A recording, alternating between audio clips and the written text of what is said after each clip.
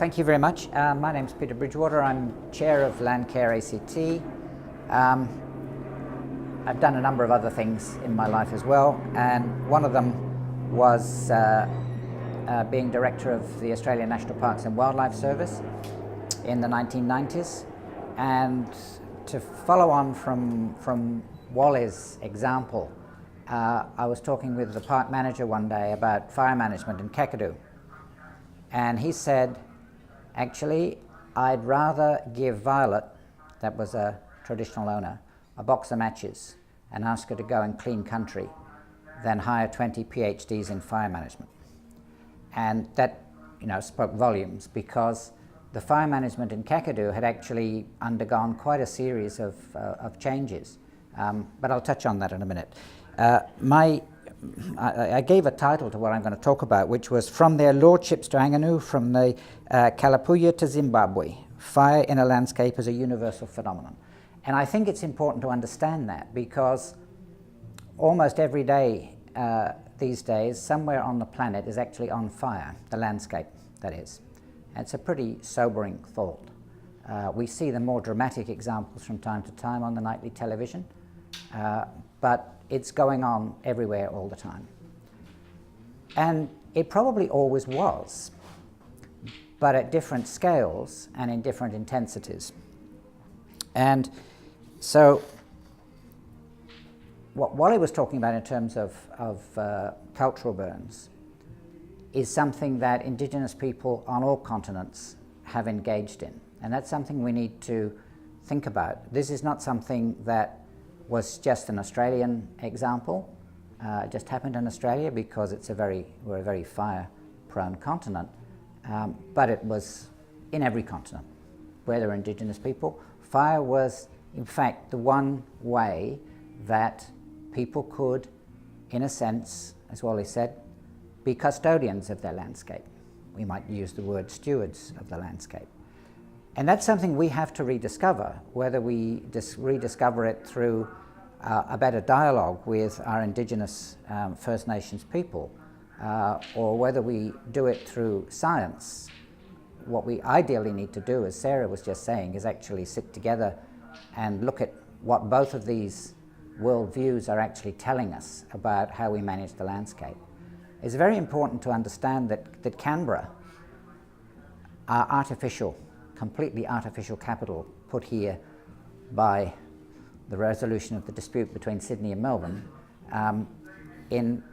was actually put in what was effectively still at that time a pretty good cultural landscape. Yes, there were settlers here, but they must have been overjoyed when they came into these lands to see what to them was perfect grazing country. The reason it was perfect grazing country was because Wally's people had been looking after it for how many thousands of years? And so when you think about knowledge, it's knowledge over that time period that has been accumulated. And as I say, this is kind of like a universal phenomenon. There have always been naturally caused fires as well, of course. We hear of lightning fires, which is a big problem sometimes where we have dry storms. And they can be quite destructive in the landscape, particularly if the landscape has not been properly managed.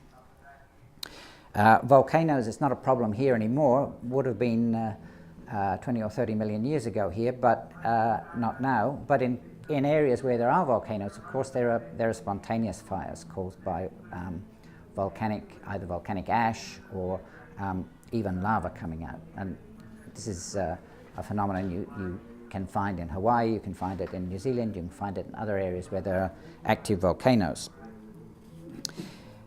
But Indigenous people on all continents set fires at times that suited their cultural needs. And their cultural needs can be translated into a variety of ways. Yes, it was to ensure that the landscape was one in which they could comfortably live, get food, shelter, and everything else. Sometimes they even used fire for war between warring nations. This is particularly well documented in North America, for example, where there are more warlike, tend to be more warlike people, and that's a pretty fearsome weapon, of course. So when we say that the fire in the landscape is a cultural phenomenon, it's a cultural phenomenon in the round. We again tend to think of it as just about food and shelter. It's much more than that. It's about living, understanding, feeling comfortable in the landscape. And to use the word Wally used, again, it's a spiritual connection. So all of those things are important. I can make a comment on that fires were set to clear land basically for growing crops, stimulating berry growth in North America, just as the new growth was starting. So this is a similar kind of story to the one that Wally was telling in this location about setting the fires so that you would get green growth for kangaroos. And it's the same kind of phenomenon as you find in the Northern Territory, where the indigenous peoples there, even different clans, they all have the same basic understanding that at certain times of the year, if they want to improve the kangaroo population, for example, coming to them, then they would set fire to the landscape at a particular time. If they wanted, on the other hand, to increase wallaby rather than kangaroo, they would set fire at a different time. And if they wanted to maximize the take of magpie geese, there would be yet another way of using fire. So all of this is in fact knowledge that's encapsulated in the cultural understanding of the landscapes. And so that aspect in Australia was echoed, as I say, all over the world. I just give a comment here from a traditional elder in Kakadu. This is a conversation that was recorded with him in 1984 about when, why, and where to burn country. And he says you start burning in Bangarang, which is the end of the wet season. Then proper in Yegi, Warring, which is cool time, mid-dry season, he won't burn much. But that Anrabel, it's a Eucalyptus tetradonta, and that Angelan, Eucalyptus miniata, been finished flowering in Goring proper, which is hot time, late dry season. That fire can travel day and night all week. You gotta be careful, that's important. Then after, when that first storm come in Gomeleng, you can burn him again. Good story, that one. That's the law. So that actually tells you a whole lot of things. First of all, a real understanding of biological clocks. Most non-Aboriginal Australians see the top end as having the wet and the dry. These are the terms we use. There are actually 6 seasons, but they don't come in by date. They come by biological phenomena, which have been recognized, recorded at least for 50,000 years. So that's that kind of knowledge which is accumulated, and that's really important. CSIRO over the last 10 or so years has actually worked in the top end with a big range of indigenous language groups to develop a series of calendars which represent these periods and which have a whole lot of information about the foods that then become available, and critically about burning phenomena. And I've got a thing up here somewhere which gives you a URL if you're interested to go. If you don't know these, they're really fascinating and well worth looking at. And you've seen them, yeah, you know what I mean. They are actually beautiful pieces of work, but they're so packed full of information, which is at the same time science and at the same time, more importantly even, cultural. And they blend those two things really well together, and good on CSIRO for doing it. Fire was an important part of North American culture because it was also part of their mythology. And in many parts of that continent, the local communities are currently rediscovering their knowledge of fire and their use of fire and how they can interact through fire with the landscape and rediscover those cultural connections. So it's really important. It's an ecological thing, it's a survival thing, but it is a cultural and spiritual thing. And we have to understand that all these things have to come together. And the trouble is that our systems of government, Western-style government, make it very difficult to do that. Because, as Sarah was saying, all the rigmarole that you have to go through in order to survive it. If you could do what Violet was doing in the Northern Territory, which is take a box of matches and go out at the right time on the right day when she knew it was right, you don't need any of that. A few anxious rangers perhaps, but that's because they're not in the same cultural group. So because fires were set more frequently than normal, under most indigenous and local community managed burning, there's actually less time for shrubs and trees to grow back, which meant there was less fuel, in fact, to feed the fire, and the fires were less intense and more likely to burn along the surface, the ground fires. The fire that's got more fuel will be larger, often getting into treetops and spreading from tree to tree, the crown fire. And that's some of the things that happen in Australia, particularly where we have really, really strong and hot fires, because the traditional fire burning practices have been abandoned. A lot of the national park agencies in Australia also tend away from thinking about fire as a cultural phenomena and see it more as a scientific phenomena. And as a result, sometimes we get fires that we shouldn't.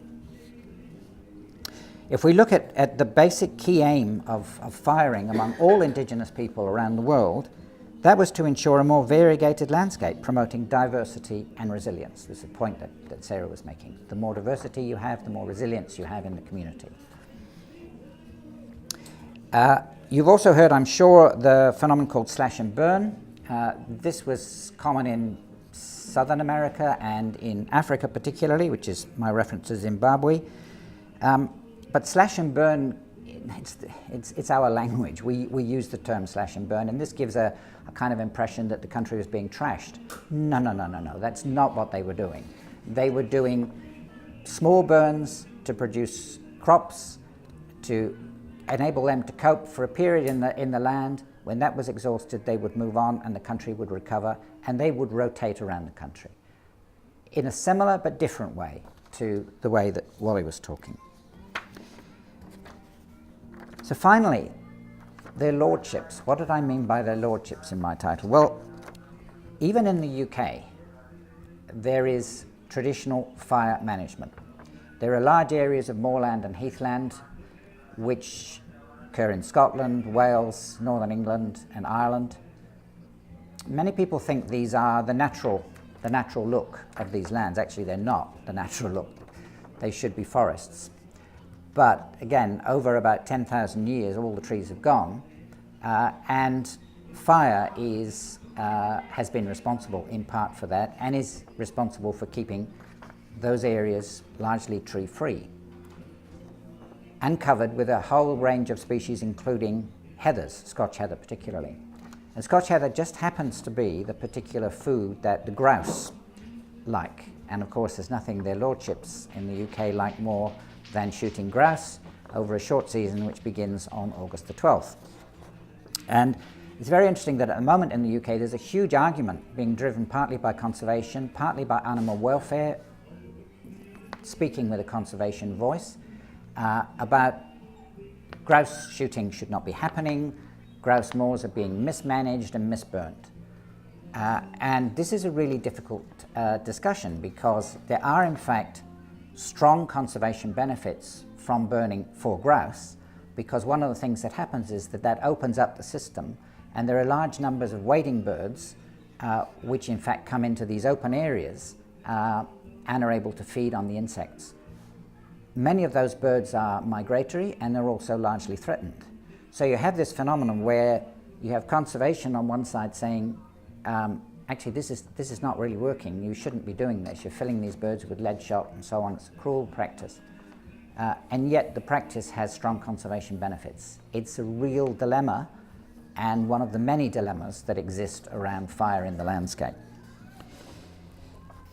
So there's no doubt that overburning is disastrous in any situation. It's equally true that underburning can be even more disastrous, and finding that balance is a critical thing that has to happen not only here in this continent but also in North America over the next decades, I think. So if that happened, would we have a perfect future? Well, I'm not sure, because while all the practices that we know about, including those driven by science, by the way, are proven through millennia or at least decades of use, We know that we're now living in what's called the Anthropocene, which is a period of very rapid environmental change at all levels. Climate change, yes, but all kinds of other things. Hydrological change, change from excessive nitrogen in many of our ecosystems. These are driving change at a rate which has never been seen before, not only by us, but by, if we look at it, the geological record. And so this means that while we do have a huge amount of accumulated knowledge, how that knowledge is able to adapt to a very rapidly changing environment in the future is going to need to be tested, and it will test us as to whether we can maintain these cultural traditions in the face of rapid environmental change, how much they can be adapted, how much we can restore, what we should restore to. Maybe we have to think about restoring to something different from what was there in the past. We have to think about restoring to a landscape which is going to be resilient for the future. And that's going to be a real challenge, and that's why fire, as part of landscape management, has to be part of the discussion that we all have to have.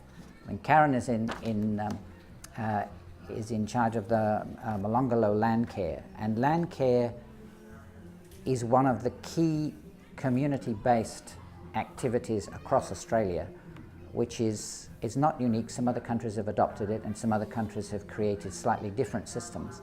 But land care, where the community at large is becoming involved in looking after the land, is going to be the important vehicle where everybody has to be part of that discussion. It's not something governments can or indeed should be solely responsible for. They'd like to think so, but I'm afraid they can't.